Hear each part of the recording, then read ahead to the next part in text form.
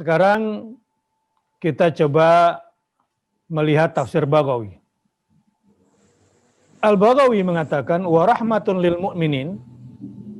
Katanya begini, kalau hudan minad dhalalah wa rahmatun lil mu'minin ar-rahmatu hiya an-ni'mah 'alal muhtaji.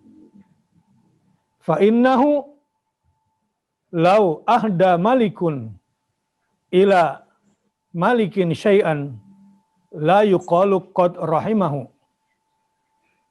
wa in kana dzalika ni'mah li'annahu lam yadhha fi muhtajin.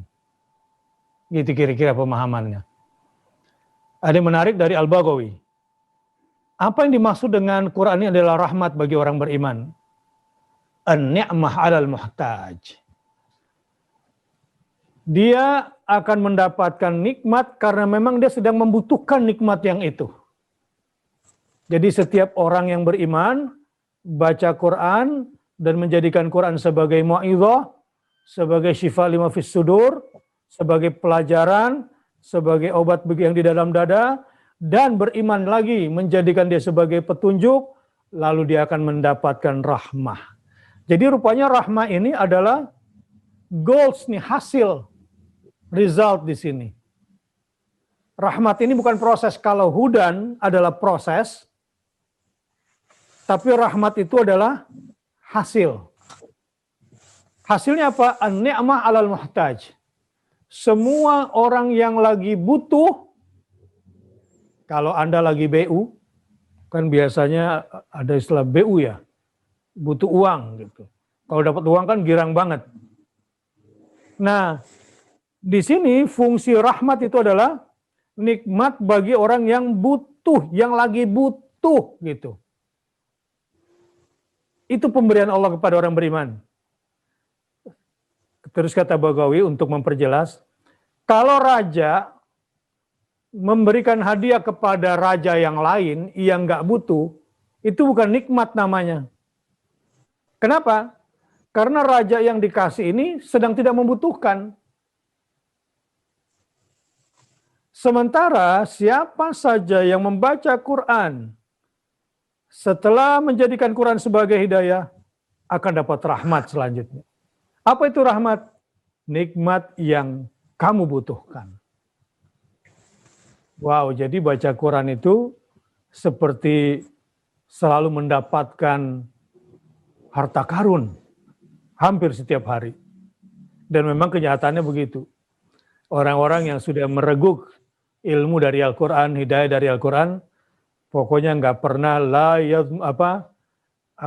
tidak akan pernah puas selama-lamanya. Terus akan mendapatkan hal-hal yang baru, dan semua itu hal-hal yang dia butuhkan. Di sini Al-Baghawi dalam tafsirnya menjelaskan kata rahmah. Silakan Ustaz Deden. Jadi makin jelas apa yang dimaksud dengan rahmah pada ayat ini.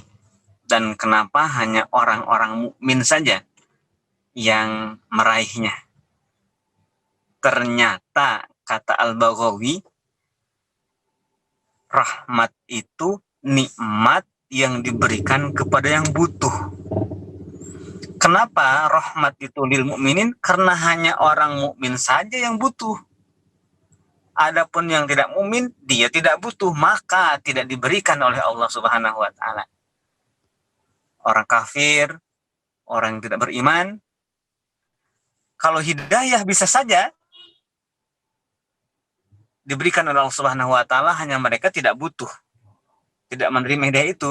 Tetapi Al-Quran ini diberikan oleh Allah Subhanahu wa taala. Hasil dari Al-Quran itu yaitu kasih sayang, yaitu rahmat, itu kepada orang mukmin saja, karena hanya orang mukmin saja yang butuh. Ini pun saya menjadi terperanjat sedikit nih. Artinya begini, seberapa kuat iman kita, maka seberapa butuh kita kepada Quran. Nah, semakin kita butuh pada Quran, maka itu tandanya iman kita kuat, dan itu tandanya pula rahmat Quran tercurah untuk kita. Baik, Ustaz. Sama dengan Al-Baghawi, Al-Qurtubi menafsirkan rahmah di ayat ini adalah an-ni'mah. Sama. Jadi rahmat itu adalah nikmat. Lil mu'minin. Nikmat bagi orang beriman. Jadi kalau hidayah itu proses, maka rahmat ini adalah hasil. Artinya susah mendapatkan rahmat yang sesungguhnya dari Quran kalau belum dapat hidayahnya. Karenanya ya kepada selain orang beriman, ya paling fungsinya hanya mau'idhah, diantaranya ya mau'idhah itu adalah nasihat-nasihat yang menundukkan hati seseorang. Syifa lima fis sudur juga begitu, yang akan menyembuhkan penyakit-penyakit dalam hati manusia. Ya paling sampai situ. Tapi kalau ingin dapat hidayah, memang prosesnya harus mendengarkan mau'idhah dulu, dan harus sembuh dulu hatinya, baru dapat hidayah. Nah, setelah menjadikan Al-Quran sebagai sumber hidayah, baru dapat poin yang paling ujungnya itu rahmah. Dan predikatnya harus mukmin, gitu ya. Rahmah adalah nikmat bagi orang beriman, gitu kira-kira. Al-Quran sebagai rahmah adalah nikmat bagi orang yang beriman.